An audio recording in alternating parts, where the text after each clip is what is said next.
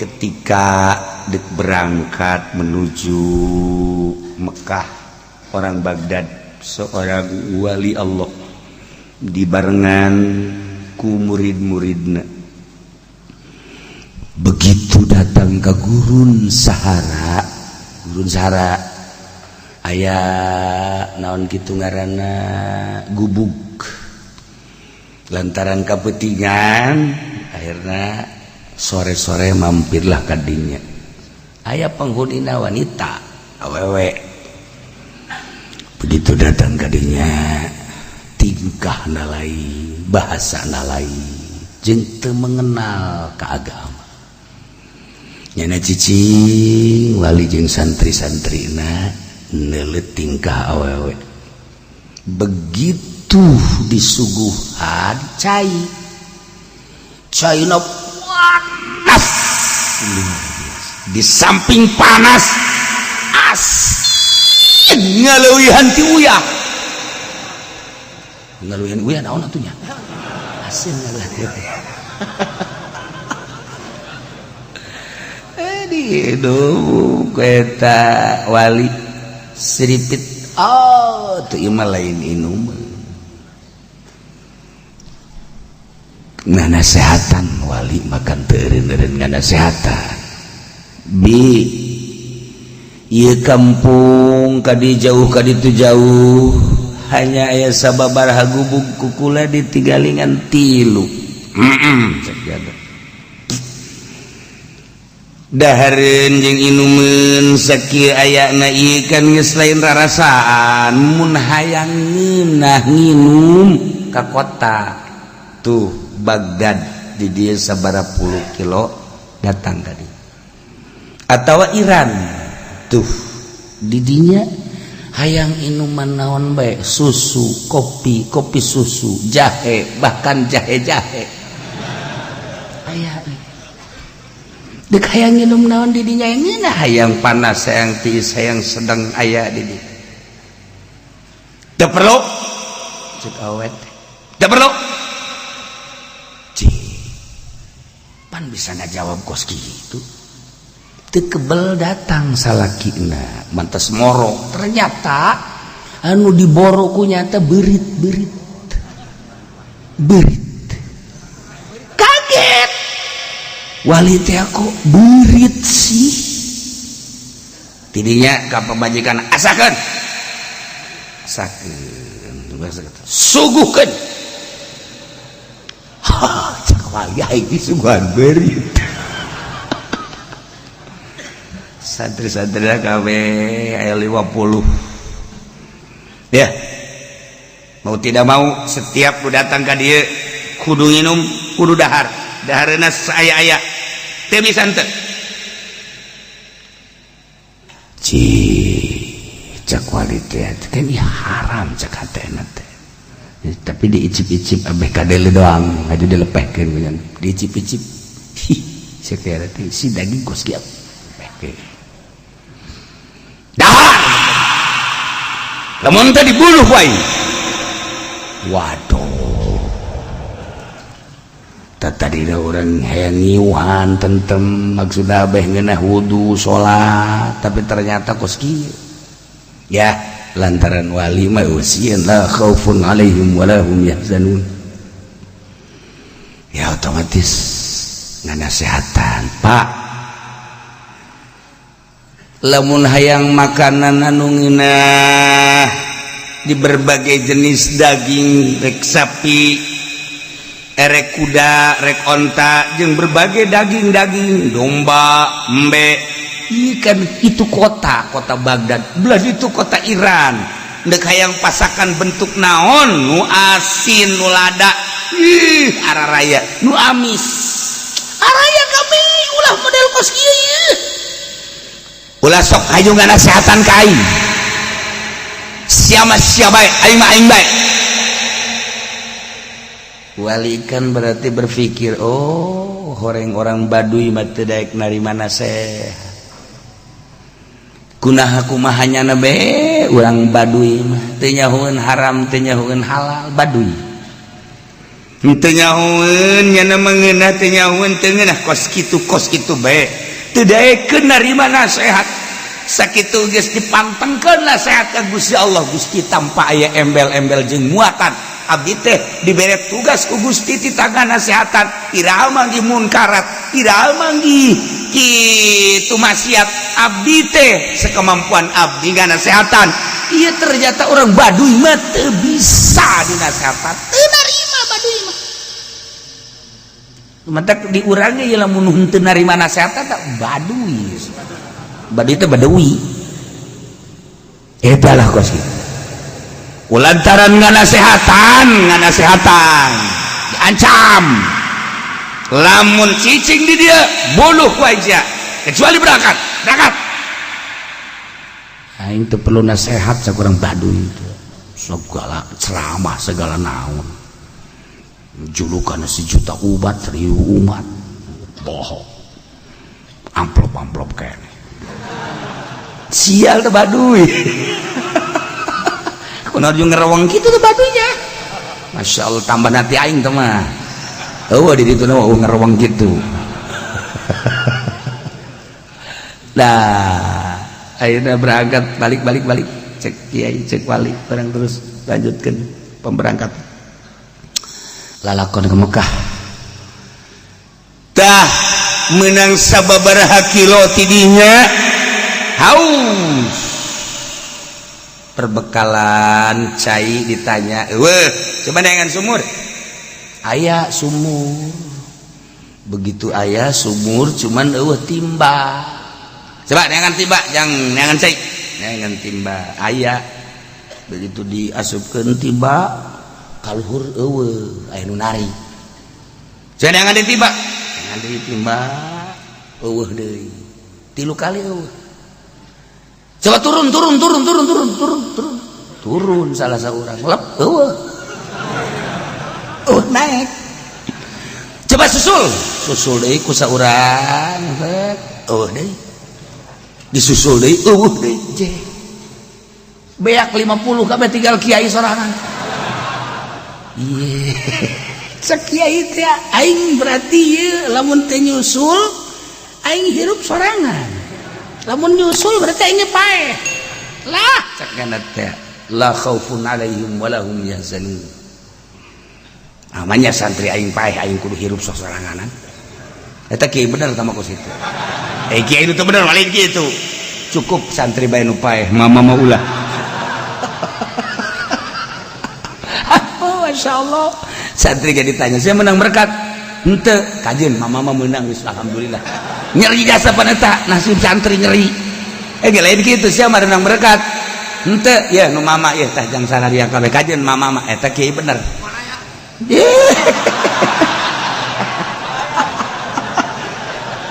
ayo lain saya menang berkat menang mama ente nu sia ka dieukeun leuwih parah deh tamah kiai tetap turun barang turun ternyata orang lain sumurna aya gua ka jero eta santri di talian kabeh 50 di samping santri-santri talian loba kene jelema ratusan di talian aya nu geus paeh segala rupa wow jero jangkung gede horeng jawara maneh kuari dek ditanya ku aing cak jawara namun siat teu akur jeung di hate aing jawabanana nasib sia sarua jeung eta ditalian ku aing mal bededahan datang ke sapaeh-paeh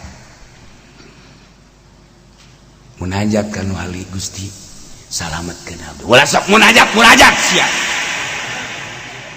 sok doa segala naon ya aing nanya aing teh deuk cicing di nagara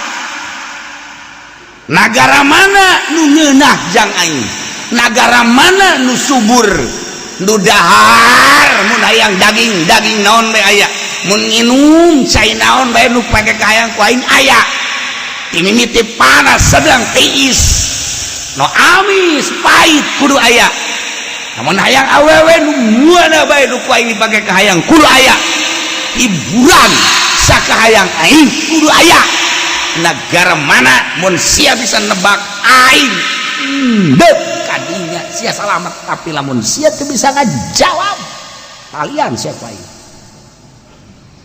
Waduh, cak jana berarti ieu kabeh nasibna teu bari bisa ngajawab cak hatena ieu. Teu aing ieu tinggal aing ieu nasib aing kumaha ya cak jana teh. Dibere ilhamkan ku Gusti Allah walina. Lamun bapa dek neangan negara anu ngeunah dahar ngeunah nginum ngeunah kawewe ngeunah sare negara mah ambalaya sakanyahoan ku kaula mah di Irak sadaekna dek dahar naon nginum naon awewe kitu keneh berbagai hiburan di Mesir leuwih dahsyat tibatan di Irak Iran sarua bae Suriah kitu keneh Turki besi hayang nu bual lade bujurna di Turki susuna ge lain lalagang di Turki mah keur parawanana makan gareulis jasa urang neuleuh di Mekah asal geus boga anak bae turun mesin masya susu teu kawadahan saember Turki eta kos kitu Turki bae eta andet not Mesir itu kayaknya nah aya deui nu buat dek nya hideung eta di ditu takroni manehna ge uturan itu ieu sebenarnya ayalah wajah-wajah takroni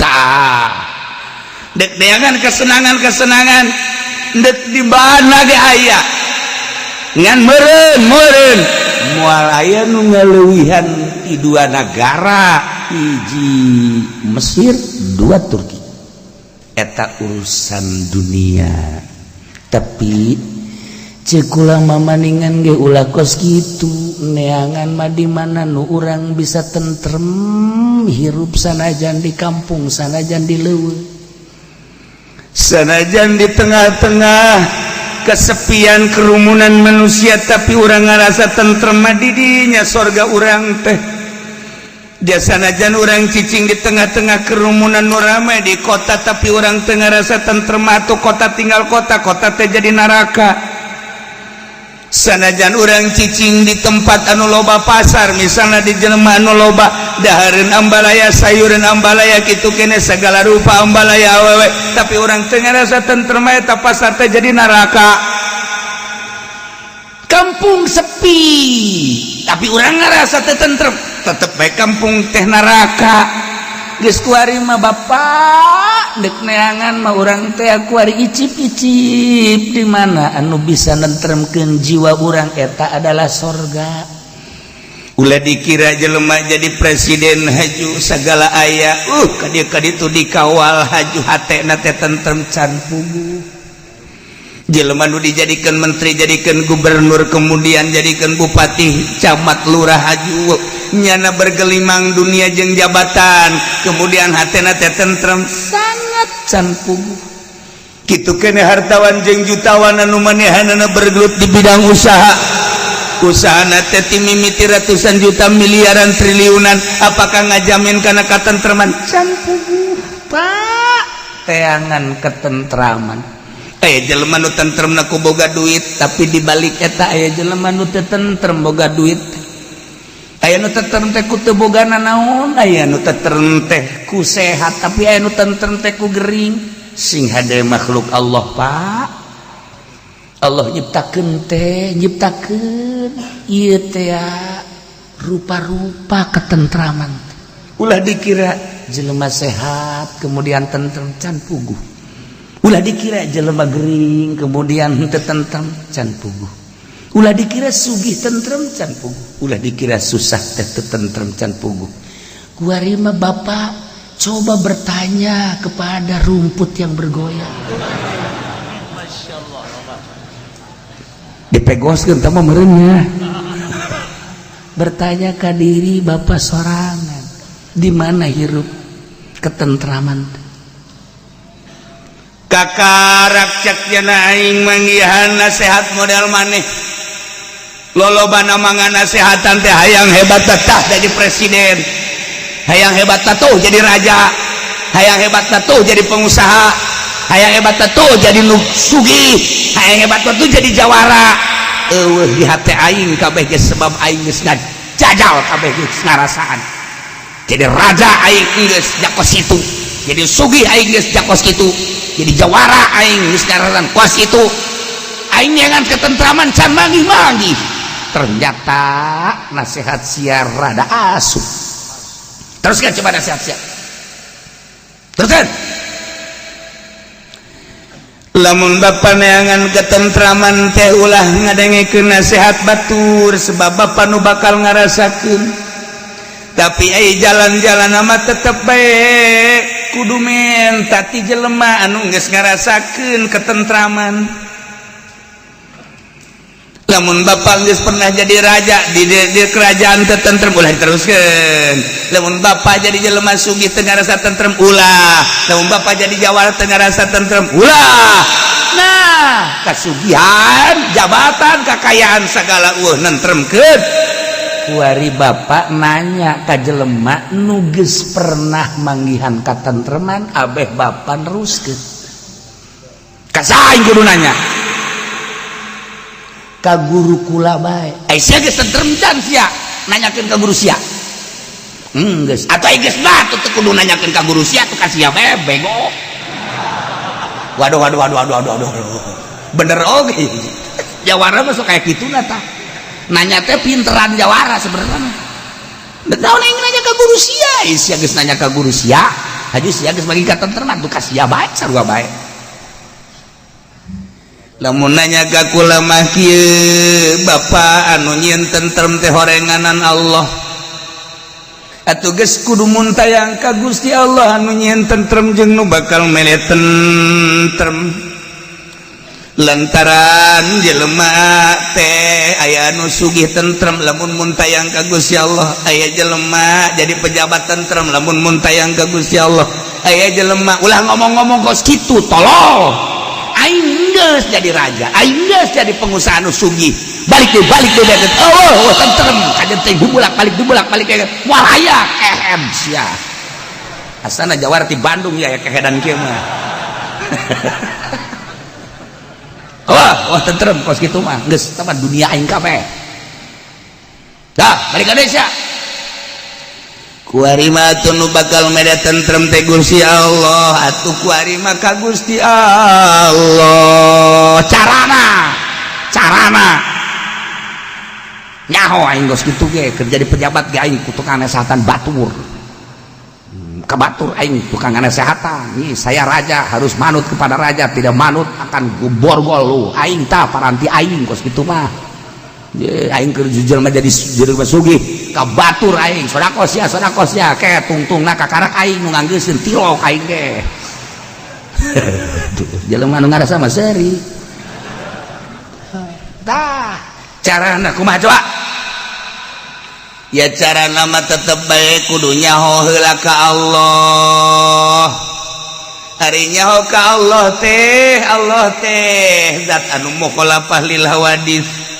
Anu kabelah dituna Allah teh ngabogaan parentah jeung larangan eta jelema nyaho ka Allah. Ketika nyaho kana parentah jeung larangan, parentah dilaksanakeun, larangan dijauhan, eta jelema nu nyaho ka Allah.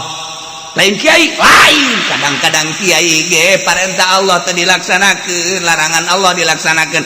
Di mana eta kiai kos kitu? Aya di Belaraja jeung di Cikupa kiai nu ngridit.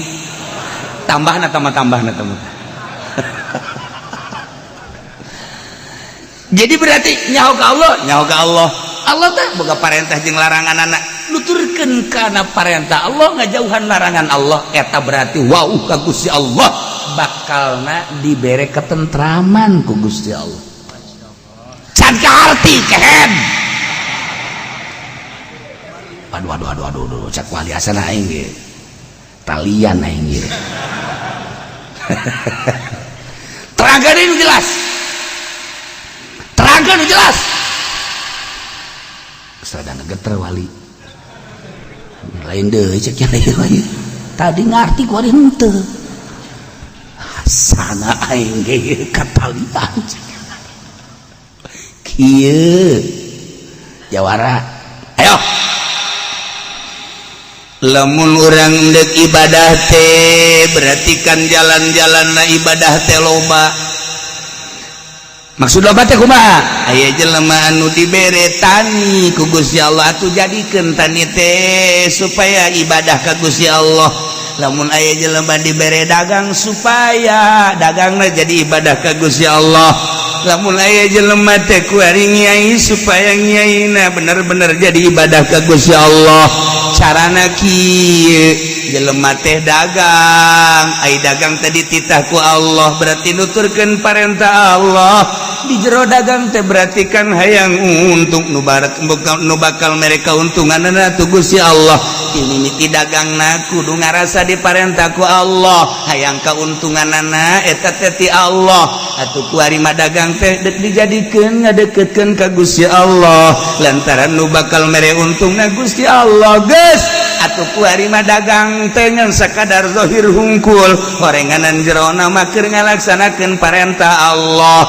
Allah nu bakal mere katentreman. Geus dibalik dagang teh menta ka Allah ulah hayang duitna hungkul, nu mere duit Allah, nu mere untung Allah. Antum mantak naon mun tayang ka nu merena. Geus ulah wauh kana barang daganganana, ulah wauh kana kauntunganana, wauhkeun ka nu mere kauntunganana. Tah nasihat sia karak ka harti ku aing. Bener kah akur takos kitu? Terus rada aing geus rada ngarti sia. Sia kadang moal ditalian ku aing. Lamun tani atuh tanah lagi kapan anu Allah bibit lagi anu Allah meureun petani teh nu mantak tani teh hayang subur makmur geus atuh subur makmur anu nyuburkeun jeung nu ngamamurtekeun ku Gusti Allah. Atuh berarti tani teh kan diparentah ku Gusti Allah. Anak itu berangkat tani sesuai jeung ilmuna atas dasar diparentah ku Gusti Allah kan jadi ibadah anu bakal mereka suburan anak Gusti Allah. Geus atuh ketika Allah mere ulah wauh kana pamerena, ketika parena bagus, ketika bubuahanana bagus, eta nu ngabaguskeun Gusti Allah engke bakal untung mun dijual. Ulah deuleu bagusna jeung untungna, tapi coba deuleu nu mere untung jeung bagusna, wauhkeun ka nu merena, ulah wauh kana bebereanana. Eta kakara ketentrem hirup pakos kitu. Geus kaharti ku aing. Tina sababaraha kiai teh teu kaharti nasehatna jak kabeh ge beuneunan hayang pamerena betak kiai tolol mah goblok boloon. Aing dinasehatan ku kiai mana bae ge tilok aing teh. Tilok murucud hate aing teh. Tapi nasehat sia ieu kiai disiakeun ongkoh dikiaikeun ongkoh. Jawana mah kos kitu kiai ongkoh sia ongkoh. Karasa tah aing deuk nanya rahasia sia naon tak bisa nasihat sia karasa kae. Wallahu alam tama urusan Allah. Aku teh bisa ngomong ti Allah, digerakkeun ku Gusti Allah, diparentah nganasehatan ge ku Gusti Allah. Henteu asa kula nganasehatan teh lantaran atuh kula mah atas dasar parentah Allah asa ngarasakeun parentah Allah. Geus kula mah di mana ngomong teh asa dibarengan ku Gusti Allah sebab di mata deuleu aya sifat deuleu Allah, di ceuli denge aya sifat denge Allah, di sisan ngomong aya sifat lisan Allah. Geus kabeh jatuh lain nu kula deuleu teh deuleu Allah, denge teh denge Allah, lisan teh lisan Allah, nyanggakeun sadaya-daya. Geus kula mah teu ngaku-ngaku. Oh paingan ai kiai nu itu nu mana nu aya digigit geus ulah sok macem-macem. Maksudna kiai nu mana nu sok mamaca eta kumaha eta mah jurig maca eta mah anu dibacaan oleh Tuan Syekh Abdul Qadir Jailani anti dunia ari nu macana kekerewek kana dunia dikutuk ongkos ahli Quran. Lamun aya jalema maca Quran ngan sakadar ngabeberes makharijul huruf jeung lagamna, Quran bakal ngutuh ka jelema nu macana. Quran bakal ngutuk ka nu macana ulah sambarangan. wali mah kos kitu bahasa teu saeutik qori anu dikutuk ku Quran kalamullah dipake lalagaan dikutuk ku Quran sorangan hakikatna ku Gusti Allah teu saeutik qori anu dikutuk ku Gusti Allah cirina jelema nu dikutuk ku Gusti Allah masa sia anu dipagahkeun Quran tapi hasud masa tia anu dipagahkeun Quran tapi dengki masa sia anu dipagahkeun Al-Qur'anul Karim tapi manehanana teu warau jeung ahli-ahli Allah masa sia anu dipagahkeun Al-Qur'an tapi dadasekan dina dunia bakal terkutuk ku Quran geus cek jawara teh geus kaharti tah mulai ayeuna maneh teu menang jauh ti aing dek ngaguru ka maneh henteu kula mah ka Mekah ya teh jeung murid-murid kula mah asal kula dilepaskeun murid kula dilepaskeun di samping murid kula ieu jelema-jelema nu aya dinya panglepaskeun insyaallah geura-geura bakal dibere katenangan untuk tahap awal geus bae kabeh lepaskeun ieu ge lain nang enteng ngalepaskeunana nang Allah lepaskeun tina bungahna dilepaskeun nyana bakal ngadoakeun ka anjeun bakal menang katentreman jiwa. Oh masya Allah karasa kuai cak nyana wahai anak buah kabeh ieu lepaskeun kabeh aing mah kuari mendek ibadah ka Gusti Allah sesuai jeung petunjuknya sia mah dek nuturkeun ulos teu kajeun ka anak buahna sia dek jawara terus sabodo cak anak buahna atuh mah nya dunungan ka Allah kami ka neraka moal kami gede milu dongeng mah cepet haju jara di wali bae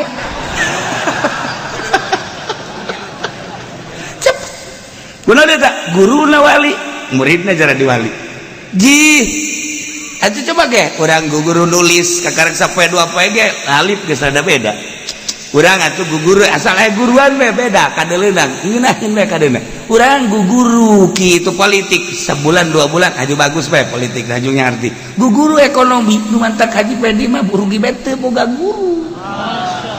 guru istiqomah dina ruginya na mah ai kudu boga guru mah kieu carana beda tuh nah tergantung kumaha guruna nah ieu guruna wali atunya nage mengarah ka wali jawara cak jana di negara aing kungsi di usaha aing kungsi di budaya aing kungsi di memana ngagarong aing kungsi ternyata aing ngadengekeun nasihat lain nasihat ahli Allah mah teu karasa ku hate aing kakarak ngadenge nasihat nu karasa horeng nasihat ti ahli Allah aing kuari gurat batu moal ngajauhan ti ahli-ahli Allah ti ayeuna datang ka paeh diangkat jadi wali Allah kalaluar kabeh wow bareng kalaluar eta kiai ditalubruk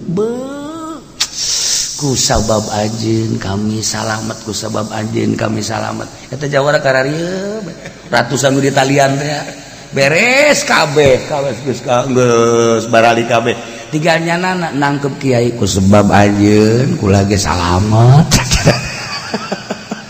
tuh gitulah nah guys teu kudu gabarengan kula mah dek berangkat ka Mekah nah ieu kumaha ieu hasil daripada dongeng eta horenganan dongeng dinasehatan jelema nu baduy macak nyana kitu-kitu bae padahal mah jelema susah dinasehatan henteu bisa narima kana nasihat baduy mah kos kitu artina hijabna kumaha aing bae emang diniatan moal narima nasihat ari ieu mah jelema nu geus ngawalana emang hayang dinasehatan beda ta intina urang kudu boga kahayang dinasehatan adapun engke katarima jeung teu katarima mah tergantung urangna kumaha anu nganasehatanana ulah kieu aing mah pokona mah datang moal didatangan teu hayang eta jelema bloon ta kos kitu aing mah pokona mah moal bisa moal aing mah datang ka pangajian moal ngondang kiai moal aing mah eta ngaranna geus teu narima kana nasihat ieu mah meuleuwih kandel hijabna ya aing udah datang ka pangajian deuk ngadengekeun nasihat adapun geus datang ka ditu mah kumaha aing bae datang geus sia ngaji ulah loba omong di mana ngajina kumaha aing bae cek kana teh neangan tihang di mana tihang maksudnya geus pokona mah eta kos kitu. Jadi kieu kesiapan diri horeganan lamun diri siap menerima nasihat, narima jeung tarima mah kana nasihat urusanana lain deui. Ngan siap dinasehatan tanda ahli sorga. Tapi ketika geus teu siap dinasehatan, sanajan kiai ge aya, aing mah moal daek narima nasihat ti sasaha aing moal ka jeung kuku mah ge. Sebab ilmu naon atuh jadi aing mah aya kabeh. Cilaka ya kiai. Cilaka ya kiai Gusti. Aing mah pokona mah dagang aing mah moal dari mana nasihat kan usahakeun aing mah geus kumaha aing bae mah eta ge cilaka ka jeung kumaha gitu. Cilaka. Geus datang ka innalillahi wa inna ilaihi raji'un sakitu bae. Ti kudu narima kana nasihat. Mantak jelema anu narima kana nasihat salamet aya jawara. Salat tilok, puasa tilok, judi terus bae. Tapi lamun muludan kondang kami mulud beli kebok becek salah bahan muludan urang dinya ge kaget euy sia silok salat tilok puasa tilok semua ulah loba ngomong teh urusan aing nyana kan kadangnya kena sehat oh iya kebal-kebal kan nyawa berarti aing salah ya padahal encan nyana teh tobat mah tapi geus ngarasa salah tah ngarasa salah eta lah nu mahal ngarasa salah eta lah nu mahal teh eta tah ngarasa salah aing aduh salah ya tak ku ngarasa eta tah salamet dalam di akhirat jih anu bahaya ge sia ka aing nasehatan emang aing salah dia atuh salah jih atuh emang nu kampura sia aja pangeran tah aing mah teu ngarasa salah saeutik eta bahaya jih kiai ge suka teh emang aing salah janten teh aing mah tuh salah aing mah ajeun kumaha ge sebab aing mah boga ilmu iya kiai pinarakaeun ya kos kiai. Nah, iyalah sakumaha dongeng tadi nu hiji dinasehatan baduy susah nyana teu daek narima nasihat sebab teu siap dinasehatan jeung embung dinasehatan. Aing mah aing bae. Tapi ieu jawara geus kalalakon ka dieu ka ditu siap hayang dinasehatan mana nasihat anu asup ka jero hate aing manfaat. Mudah-mudahan orang kabehan dijadikan jelema nu narima kana nasihat anu haus kana nasihat sehingga orang diberi taufik ku Gusti Allah disalamatkeun ku Gusti Allah.